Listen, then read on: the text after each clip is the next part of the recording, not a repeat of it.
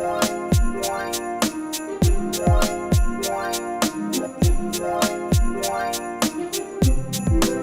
I'm Sera Brown. I'm a writer and editor. I was super psyched when the publisher asked me to wrap things for the holiday because weirdly, I like doing this. I love fashion, I love clothes, I love beauty, I love home. The presentation is part of the gift and it shows that you put a lot of thought into the person that you're giving it to. So we're going to start with a stack of books.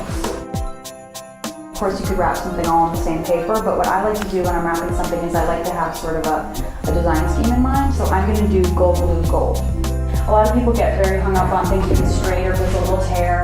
I don't get hung up on that. Once it's wrapped, you're never going to notice it.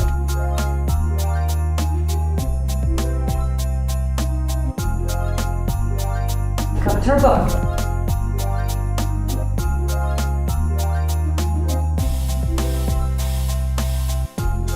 Alexa, Echo.